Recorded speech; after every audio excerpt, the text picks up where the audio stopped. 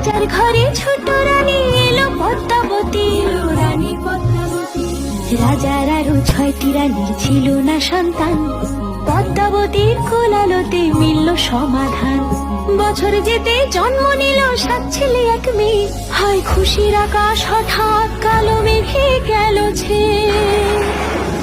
হিংসেতে যায় জ্বলে পুড়ে বাকি 6টি রানী, যুক্তি করে ঘটায় ওরা 7 কুমারের হানি। সুযোগ মতো 7 ছেলেকে মাটিতে দেয় পুঁতে, বাঁচে একা পারুল ওরা পায় না তাকে ছুটে। ধাইমা বাজায় সেই মেয়েকে বড় করে তোলে, 7 ভাইকে পায় যে পারুল 7টে চাপা ফুলে। এত কিছুর পরেও রাজার বিপদ যে কাটে না, সূর্য নগরে সুখের সূর্য আর ওঠে না। হিংসা বিবাদ বিচ্ছেদ আর প্রেমের কাহিনীতে পারুল বোন কি পারবে 7 ভাই চম্পাকে জাগাতে।